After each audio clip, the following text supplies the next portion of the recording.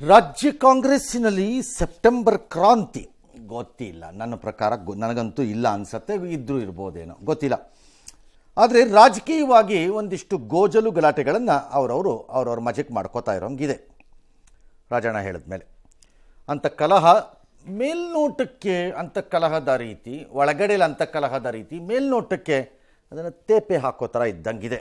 ಮೇಲ್ನೋಟಕ್ಕೆ ಕುರ್ಚಿ ಕಾಳಗ ಕೆಲವೊಮ್ಮೆ ವಿಪರೀತ ಸಂಖ್ಯೆ ಇದ್ದರೂ ಬಲಾಬಲದಲ್ಲಿ ಸಮಸ್ಯೆ. ಜಾಸ್ತಿ ಊಟ ಮಾಡಿಬಿಟ್ಟು ಹೊಟ್ಟೆ ಕೆಡಿಸ್ಕೊಂಡಂಗೆ, ಕಡಿಮೆ ಇದ್ದರೂ ಸಮಸ್ಯೆ. ಹಾಗಾಗಿ ಕಾಂಗ್ರೆಸ್ಸಿನ ಸಮಸ್ಯೆನೇ ಎಂಥದ್ದಾರು ಇರಲಿ, ಕುರ್ಚಿ ಕಾಳಗ ಅದರ ಚರ್ಚೆ ಮುಂದುವರ್ಕೊಂಡು ಹೋಗಿದೆ. ನಾಯಕತ್ವ ಬದಲಾವಣೆ ಸದ್ದು ಮಾಡ್ತಾ ಇದೆ. ವಿಪಕ್ಷಗಳಿಗೆ ಸಿದ್ದರಾಮಯ್ಯನವರು ಬಂಡೆ ಸಂದೇಶವನ್ನು ಕೊಟ್ಟಿದ್ದಾರೆ. ಮೈಸೂರಿನಲ್ಲಿ ಇಬ್ಬರು ಒಗ್ಗಟ್ಟಿನ ಮಂತ್ರ ಜಪಿಸ್ಕೊಂಡಿದ್ದಾರೆ. ಮಾಧ್ಯಮಗಳಿಗೆ ಮುಖ್ಯಮಂತ್ರಿಗಳು ಮಾತನಾಡ್ತಾ ಹೇಳಿದ್ರು, ನಮ್ಮ ಸರ್ಕಾರ ಬಂಡೆ ಥರ ಇರುತ್ತೆ 5 ವರ್ಷ ಅಂತ ಹೇಳಿ. ಮತ್ತು ಪಕ್ಕದಲ್ಲಿದ್ದ DKಶಿಯ ಕೈಯನ್ನು ಎತ್ತಿದ್ರು. ಭಾಳ ಸರಿ ಎತ್ತಿದ್ದಾರೆ ಈ ಥರ ಆವಾಗವಾಗ ಫೋಟೋಲಿ. ಈ ಮೂಲಕ ಸಂದೇಶ ಕೊಟ್ಟರು, ನಾವಿಬ್ಬರು ಒಟ್ಟಾಗಿದ್ದೀವಿ ಡ್ಯಾಶ್ ಅಂತ. ಮುಖ್ಯಮಂತ್ರಿಗಳು ಹೇಳಿದ್ರು, ಈ ಬಾರಿಯ ದಸರಾನ ಉದ್ಘಾಟನೆ ಮಾಡೋದು ನಾನೇ ಅಂತ ಹೇಳಿದರು. ಅಂದರೆ ನಾನು ಇರ್ತೀನಿ ಅಂತ. ಈ ಬೆನ್ನಲ್ಲೇ ಖರ್ಗೆ ಅವರು ಒಂದು ಮಾತನಾಡಿದ್ರು ಬೆಂಗಳೂರಲ್ಲೆಲ್ಲ. ನಾಯಕತ್ವ ಬದಲಾವಣೆ ಇದೆಲ್ಲ ಹೈಕಮಾಂಡ್ ತೀರ್ಮಾನಗಳು, ಅದನ್ನು ಬಿಟ್ಟು ಬೇರೆ ಯಾರಿಗೂ ಮಾತಾಡೋಕ್ಕೆ ಅಧಿಕಾರ ಇಲ್ಲಪ್ಪ. ಅವ್ರು ನಮ್ಮ ಹೈಕಮಾಂಡ್ದು ನಿರ್ಧಾರನ ಊಹಿಸೋಕ್ಕೂ ಆಗಲ್ಲ ಯಾರ ಕೈಲೂ ಅಂತೆಲ್ಲ ಹೇಳಿದ್ರು. ಇತ್ತ ರಾಜ್ಯ ಉಸ್ತುವಾರಿ ಇರುವಂತಹ ಸುರ್ಜೇವಾಲಾ ಅವ್ರಿಗೆ ಸ್ವಲ್ಪ ಫ್ರೀ ಆಯ್ತಂತೆ. ಈಗ ಅವ್ರು ತುಂಬ ದಿನದಿಂದ ಬಂದಿರಲಿಲ್ವಂತೆ. ಹಾಗಾಗಿ ಒಮ್ಮೆ ಬಂದು ಎಲ್ಲರ ಮುಖ ನೋಡ್ಕೊಂಡು ಹೋಗೋಣ ಅಂತ ಬಂದಿದ್ದಾರೆ. ನಾನು ಇವನು ಚೆನ್ನಾಗೇ ಇದ್ದೀವಿ ನೋಡಪ್ಪ. ಈ ಸರ್ಕಾರ 5 ವರ್ಷ ಬಂಡೆ ತರ ಭದ್ರವಾಗಿರ್ತದೆ. ನಾವಿಬ್ರು ಚೆನ್ನಾಗಿದ್ದೀವಲ್ವಾ?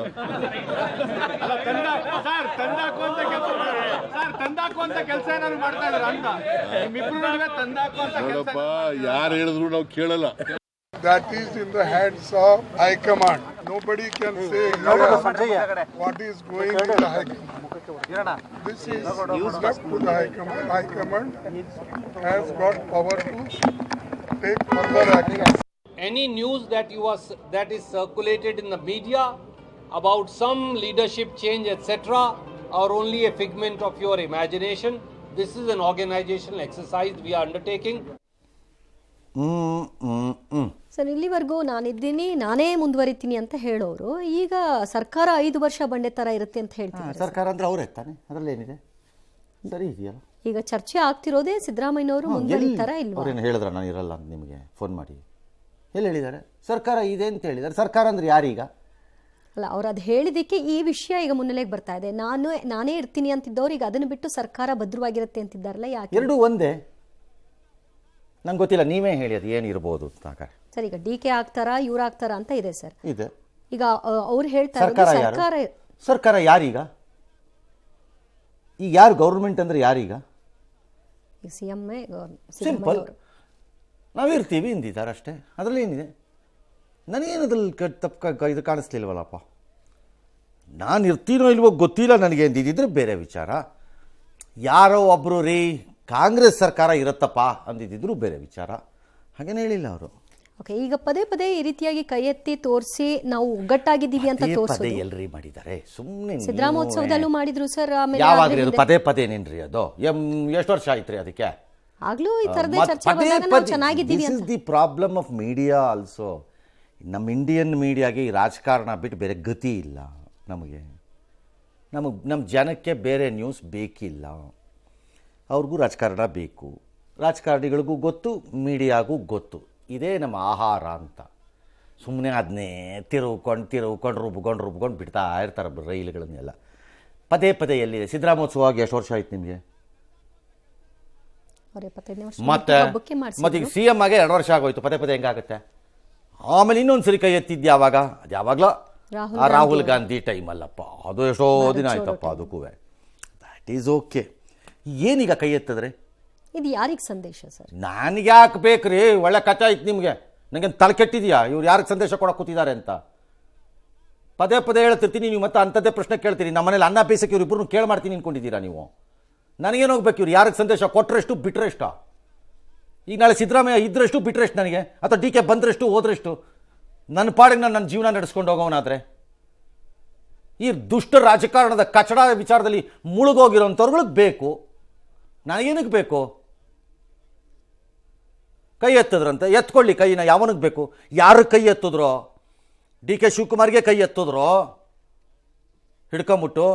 ಬಂಡೆ ಯಾವನು ಗೊತ್ತು ಯಾವ ಬಂಡೆ? ಇವ್ರ ಸರ್ಕಾರ ಬಂಡೆ ಥರ ಇರುತ್ತೋ, ಪಕ್ಕದಲ್ಲಿರೋ ಬಂಡೆದೇ ಸರ್ಕಾರ ಅಲಿಯಾಸ್ ಬರುತ್ತೋ, ಅಲಿಯಾಸ್ ಬಂಡೆ ಸರ್ಕಾರ ಬರುತ್ತೋ, ಯಾವನಿಗೆ ಗೊತ್ತು? ಅಯ್ಯ ಪ್ರಾಬ್ಲಮ್ ಈಸ್ ಜನ ಏನು ಬೆಳಗ್ಗೆ ಏಳೋವಾಗ ದಿಂಬನ್ನು ಬಿಟ್ಟು ತಲೆ ಎತ್ತೋವಾಗಲೇ ಚಿಂತಾಕ್ರಾಂತರಾಗಿ ಹೇಳ್ತಿದ್ದಾರೆ ಅನ್ಕೊಂಬಿಟ್ಟಿದ್ದೀವಿ ನಾವು. You are all thoroughly mistaken. Nobody cares you. ನಿಮ್ಮ ಸುತ್ತಮುತ್ತಲಿರೋ ಒಂದಿಮಾಗದ್ರ ಆಟ ಇದು ಅಷ್ಟೇ. ನಿಮ್ಮಿಂದ ಲಾಭ ಪಡ್ಕೋಬೇಕಾಗಿರೋ ಏಜೆಂಟರ ಕಾಟ ಇದು ಈ ರಾಜ್ಯಕ್ಕೆ. ಹೇಸಿಗೆ ತಿನ್ಕೊಂಡು ಕೂತಿರೋವ್ರದ್ದು ಡ್ರಾಮಾ ಇದು. ಯಾವನಿಗ್ರಿ ಬೇಕು ನಿಮ್ಮದು? ನೀವು ಇದ್ದಷ್ಟು ಹೋದ್ರಷ್ಟು ರೀ, ಯಾರಾಗಲಿ, ಇಬ್ಬರಾಗ್ಲಪ್ಪ, ಯಾರಾಗ್ಲೋ, ಇನ್ನೂ ಒಬ್ಬರಾಗ್ಲಪ್ಪ ಬೇಕಾರೆ ಏನಾಗುತ್ತೆ? ಎಲ್ಲದಕ್ಕೂ ಒಂದು ಇತಿಮಿತಿ ಅಂತಿರುತ್ತೆ. ಅದನ್ನು ದಾಟದ ಮೇಲೆ ಅದು ಅಸಹ್ಯ, ಅದು ಅಷ್ಟೇ. ಎಸ್, ಬೇಕಾದ್ರೆ ಇರ್ತಾರೆ, ಸಾಕಾದ್ರೆ ಹೋಗ್ತಾರೆ. ಇದ್ದರೆ ಇವ್ರು ಸಿ ಎಮ್ ಅಂತ ಹೇಳ್ತೀವಿ, ಇಲ್ಲದಿದ್ರೆ ಮಾಜಿ ಸಿ ಎಮ್ ಅಂತ ಹೇಳ್ತೀವಿ, ಇನ್ನೊಬ್ರಿಗೆ ಹೊಸ ಸಿ ಎಮ್ ಅಂತ ಹೇಳ್ತೀವಿ ಅಷ್ಟೇ. ನಮಗೇನು ವ್ಯತ್ಯಾಸ ಆಗಲ್ಲ ನಮ್ಮ ಲೈಫ್ ನಿಮ್ಮಿಂದ. ಎಸ್, ಅವ್ನು ಯಾವನು ಬೋರ್ಡ್ಗೋ ಕಾರ್ಪೊರೇಷನ್ಗೋ ಸಾಯ್ತಾ ಇರೋನಿಗೆ ಲೈಫ್ ವ್ಯತ್ಯಾಸ ಆಗ್ಬೋದು, ನೀವು ಹೋದರೆ ಅಥವಾ ಇನ್ನೊಬ್ರು ಬಂದರೆ. ಇನ್ನು ಯಾವನೋ ಕಾಂಟ್ರಾಕ್ಟ್ ತೊಗೊಳಕ್ಕೆ ರೆಡಿಯಾಗಿ ನಿಂತಿರೋನು, ಅಣ್ಣ ಅಣ್ಣ ಅಣ್ಣ ಅನ್ಕೊಂಡು ಓಡಾಡ್ತಿರೋನು ಸ್ವಲ್ಪ ಲೈಫ್ ವ್ಯತ್ಯಾಸ ಆಗ್ಬೋದು ಅಷ್ಟೇ. ಹೌದು, ಅದರ್ವೈಸ್ ಏನಾಗುತ್ತೆ? Largely the government schemes will continue. ಯಾವ ಸ್ಕೀಮು ದೊಡ್ಡ ವ್ಯತ್ಯಾಸ ಏನಾಗಲ್ಲ ಲಾರ್ಜ್ಲಿ. ಇನ್ನು ಮಿಕ್ಕಿದ್ದೇನು? ಏನು ನಮ್ಮನೆಗೆ ದಿನಕ್ಕೆ ಬೆಳಿಗ್ಗೆ ಬ್ರೇಕ್ಫಾಸ್ಟಿಗೆ ಬರಬೇಕು ಜನ ಕಾಯ್ತಾ ಇದ್ದಾರೆ ನಿಮ್ಮನ್ನು, ಎಂಥದ್ದು ಇಲ್ಲ. ಅಯ್ಯ, ಬೇಕಾದ್ರೆ ಇಟ್ಕೊಳ್ಳಿ, ಸಾಕಾರ ಕೊಡಿ. ಇದೆಲ್ಲ is are all nothing but ಆಸ್ಥಾನಗಳ ಆಟಗಳು. ಜನರ ಬಗ್ಗೆ ಚರ್ಚೆ ಮಾಡಿರಿ ಅಂತಂದರೆ ಬರೀ ಇದೇ ಆಯ್ತು ಇವ್ರ ಕೆಲಸಗಳು. 140ನ ಮಣ್ತಿನ ತೊಗೊಂಡ್ರ.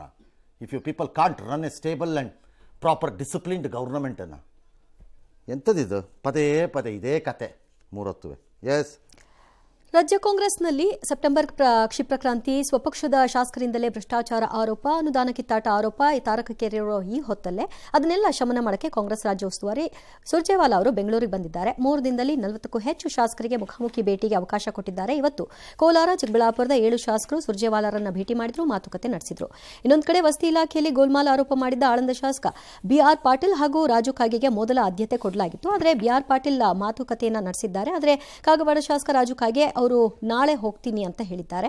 ಇನ್ನು ಹೈಕಮಾಂಡ್ ಏನು ಹೇಳಬೇಕು ಅದನ್ನ ಹೇಳಿದೆ ಅಂತ ಹೇಳಿದ್ದಾರೆ ಬಿಆರ್ ಪಾಟೀಲ್. ಮತ್ತೊಂದು ಕಡೆ ಹೇಳಿದ್ದೀನಿ ಅಂತ ಹೇಳಿದ್ದಾರೆ. ಮತ್ತೊಂದು ಕಡೆ ಬೀದರ್ನ ಕಾಂಗ್ರೆಸ್ ಕಲಹ ಕೂಡ ಸುರ್ಜೇವಾಲಾ ಕಿವಿಗೆ ಬಿತ್ತು. ಸಚಿವ ಈಶ್ವರ್ ಖಂಡ್ರೆ ಮತ್ತು ರಹೀಂ ಖಾನ್ ವಿರುದ್ಧ ಮಾಜಿ ಸಚಿವ ರಾಜಶೇಖರ್ ಪಾಟೀಲ್ ಮತ್ತು ಮಾಜಿ ಎಂಎಲ್ಸಿ ಅರವಿಂದ್ ಅರಳಿ ಕೆಂಪೇಗೌಡ ಏರ್ಪೋರ್ಟ್ನಲ್ಲೇ ಅವರಿಗೆ ದೂರನ್ನ ಕೊಟ್ಟಿದ್ದಾರೆ. ಇನ್ನು ಬಿಆರ್ ಪಾಟೀಲ್ ಸಲ್ಲಿಸಿರೋ ದೂರಿನಲ್ಲಿ ಏನಿದೆ ಅಂತ ನಾವು ನೋಡೋಣ.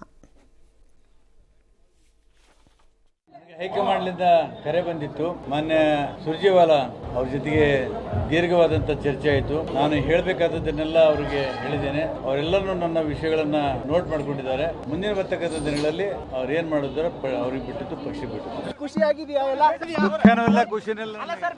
ನಾಳೆ ಹೋಗಿದ್ದೀನಿ, ಇವತ್ತು ನಾನು ಬರ್ತಾ ಇಲ್ಲ. ಈ ಮೀಟಿಂಗ್ ಇತ್ತು ಮತ್ತು ನನಗೆ ನಿನ್ನೆ ಸಾಯಂಕಾಲ ತಡವಾಗಿ ನನಗೆ ಬಂದದ್ರಿಂದ ನಾಳೆ 11 ಗಂಟೆಗೆ ನಿಗದಿ ಮಾಡಿದ್ದೀನಿ. ಹೇಳಿದ್ದೀನಿ ಅವರಿಗೆ ನಾಳೆ 11 ಗಂಟೆಗೆ ಹೋಗಿ ಅಲ್ಲಿ ನಾವೊಂದು ಮನಸ್ಸು ಬಿಚ್ಚಿ ಮಾತಾಡಿದ್ದೇವೆ. ಸಚಿವರುಗಳಿಂದ ಕೆಲಸ ಆಗ್ತಾ ಇಲ್ಲ ಮಾತನ್ನು ಹೇಳಿದ್ದೇವೆ. ಮತ್ತೆ ಕೆಲವು ಸಚಿವರು ಏನಾಗುತ್ತದೆ, ನಾನು ನಿನಗೆ ನೀ ನನಗೆ, ನಿನ್ನ ಗ್ರ್ಯಾಂಡ್ ನನಗೆ ಕೊಡು, ನನಗೆ ನೀನು ಕೊಡ್ತೀನಿ, ಇದಾಗಿದೆ. ಇದನ್ನು ಆಗಬಾರ್ದು ಅಂತ ಕೂಡ ಗಮನಕ್ಕೆ ತಂದಿದ್ದೇವೆ.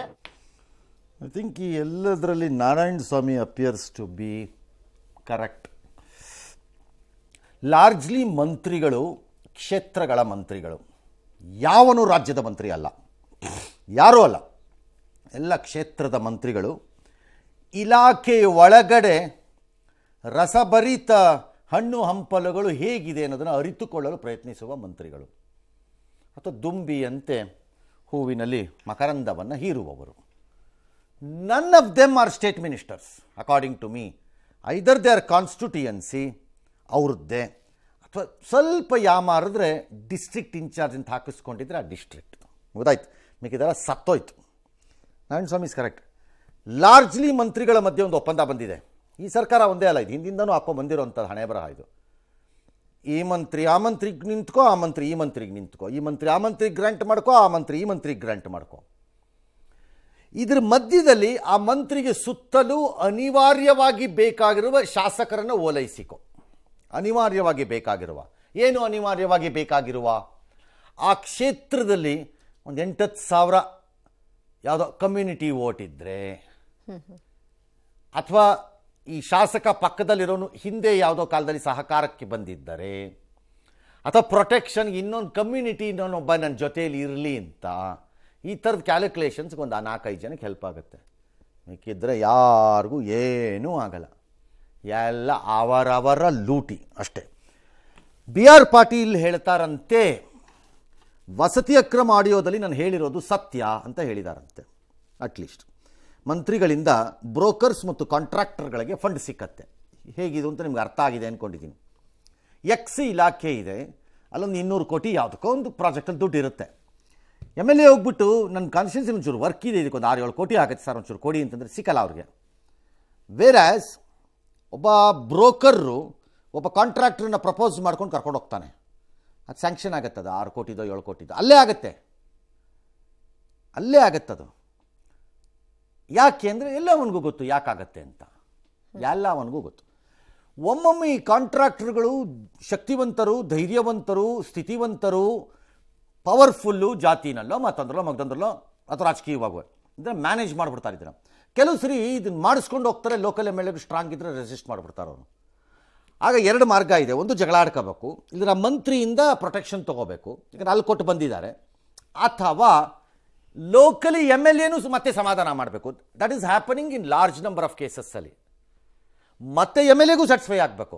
So the percentages are increasing. Where is your 40 ಐಸ್? ಸುರ್ಜಿವಾಲ ಅವ್ರು ನೀವು ಎಷ್ಟೊಂದು ಹೊಡೆದಿದ್ರಿ 40% ಸರ್ಕಾರ ನಡೆಸ್ಬಿಡ್ತೀವಿ ಅಂತ. Where is your 40%? ಸರ್ಕಾರ ನಡೆಸ್ಬಿಡ್ತೀವಿ ಅಂತಿದ್ರಲ್ಲ. ಇನ್ನು ಶಾಸಕರ ನೇರವಾಗಿ ಸಿಗಲ್ಲ, ಸಚಿವರ ಕಿವಿ ಹಿಂಡಬೇಕು.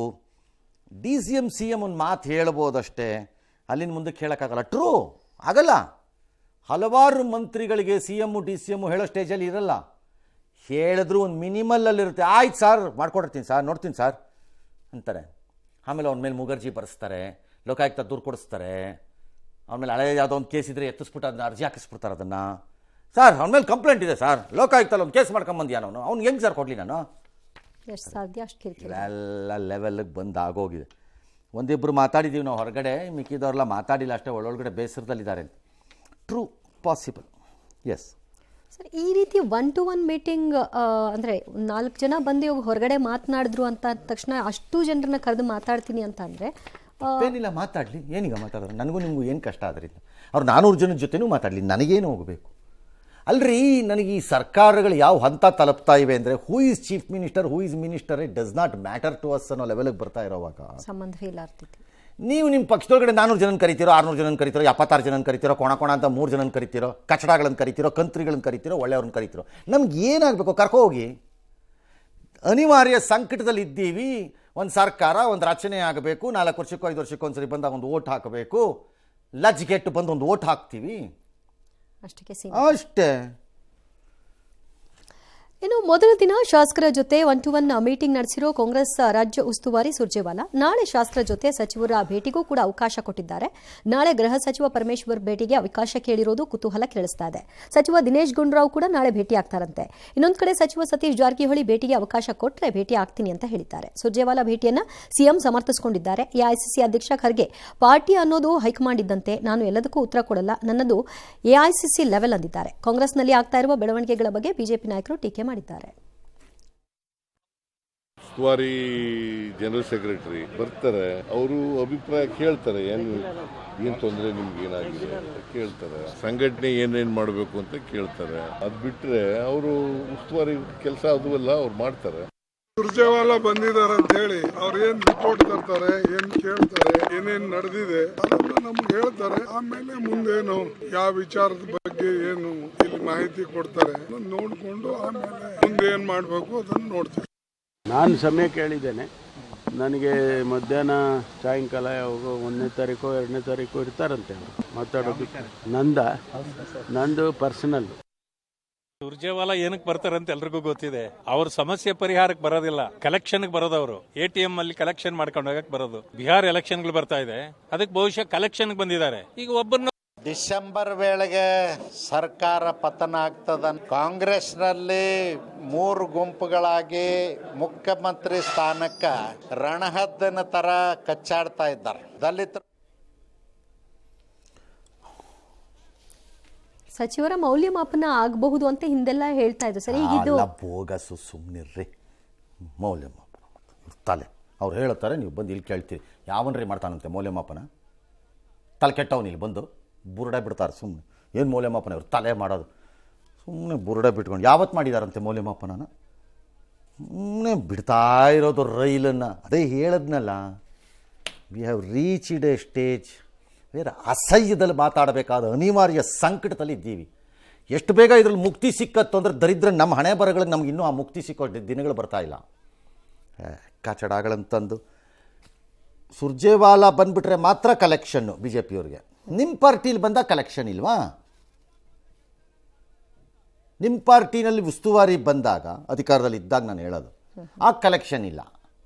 ಆಗ ಅವನ ಮನೆಯಿಂದನೇ ಅಕ್ಕಿ ತಗೊಂಬರ್ತಿದ್ದಪ್ಪ. ಅವನೇ ಅಲ್ಲೇ ಒಲೆ ಹತ್ತಿಸ್ಕೊಂಡು ಅನ್ನ ಮಾಡ್ಕೊಂಡು ತಿನ್ಕೊಂಡು ಹೋಗ್ತಿದ್ದ ಅವನು. ಅದಿಲ್ಲ. ಯಾರಿಗೆ ಬಿಡ್ತೀರ್ರಿ ಡ್ರಾಮಾನ? ಇಂಡಿಯನ್ ಡೆಮಾಕ್ರಸಿ ಎಂಬ ಬೋಗಸ್ ವ್ಯವಸ್ಥೆನ. It's completely bogus, complete drama, ನಾಟಕ ಅಷ್ಟೇ. ಇನ್ನೇನಿದೆ ಈ ವ್ಯವಸ್ಥೆ ಒಳಗಡೆ? ಸುಳ್ಳು. ಒಂದಿಮಾಗದರೂ ಏಜೆಂಟರು, ಕಳ್ಳರು, ಕಿರಾತಕರುಗಳಿಗೆ ಜಾಗ. ಮುಗೀತು ಕತೆ. ಟ್ರಾನ್ಸ್ಫರಿಂದ ಹಿಡಿದು ಎಲ್ಲದರಲ್ಲೂ ಕಾಸು, ಕುಟುಂಬದವ್ರನ್ನ ಬೆಳೆಸ್ಕೊಳ್ಳೋದು. ಇಷ್ಟಿದೆ ಅಪ್ಪ ಈ ವ್ಯವಸ್ಥೆ ಒಳಗಡೆ. ಇನ್ನೇನು ಉಳ್ಕೊಂಡಿದೆ ಇದರಲ್ಲಿ? ಭಾಳ ದೊಡ್ಡ ವ್ಯವಸ್ಥೆ ಅಂತ ಎಂಥದ್ದು ಉಳಿದಿಲ್ಲ. ಕಾಂಗ್ರೆಸ್ ಸರ್ಕಾರ ಸಭೆಯಲ್ಲಿ ಕುತೂಹಲ ಇದೆಯಂತೆ. ಯಾರಿಗೆ ಕುತೂಹಲ? ಹೈಕಮಾಂಡ್ ವರದಿ ಕೊಟ್ಬಿಡ್ತಾರೆ, ಸುರ್ಜೇವಾಲಾ ಸಭೆ ಮಾಡಿಬಿಡ್ತಿದ್ದಾರೆ, ಪರಿಹಾರಕ್ಕೆ ಯತ್ನ ಆಗತ್ತಂತೆ, ಬುದ್ಧಿ ಹೇಳ್ಬೋದಂತೆ, ಅನುದಾನದ ಬಗ್ಗೆ CM ಜೊತೆ ಚರ್ಚೆ ಮಾಡಿಬಿಡ್ಬೋದಂತೆ, ಸರ್ಕಾರದವ್ರಿಗೆ ಕುಸ್ತು ನೋಡ್ಕೊಂಡ್ಬಿಡ್ತಾರಂತೆ, ಆಮೇಲೆ ಜನರ ಬಾಯಿಗೆ ಮಣ್ಣನ್ನು ಹಾಕಿಸ್ತಾರಂತೆ, ಮೂರ್ಖರ ಥರ ಜನ ಮಗದೊಮ್ಮೆ ಹೋಗಿ ಓಟನ್ನು ಯಾರೋ ಒಬ್ಬನಿಗೆ ಒತ್ತಿ ಬರ್ತಾರಂತೆ, ಆಮೇಲೆ ಅವರ ಹೆಂಡತಿ, ನಾದ್ನಿ, ಅತ್ತೆ ಮಕ್ಕಳನ್ನು ಬೆಳೆಸ್ಕೊಂಡು ಮುಂದಕ್ಕೆ ಹೋಗ್ತಾರಂತೆ, ಆಮೇಲೆ ಹೇಸಿಗೆನ ತಿನ್ಕೊಂಡು ಅವ್ರ ಪಾಡ್ಗವ್ರು ಮುಂದುವರ್ಕೊಂಡು ಹೋಗ್ತಾರಂತೆ. ಅಷ್ಟೇ. ಇನ್ನೇನಿದೆ ಇದರಲ್ಲಿ? ಯಾವ ವ್ಯತ್ಯಾಸಗಳು ಏನೂ ಆಗಲ್ಲ. ಈ ಭ್ರಮೆ ಬಿಟ್ಬಿಡಿ ಜನ ಸುಮ್ಮನೆ. ಎಂಥದ್ದೂ ಆಗಲ್ಲ, ಏನೂ ಆಗಲ್ಲ. I bait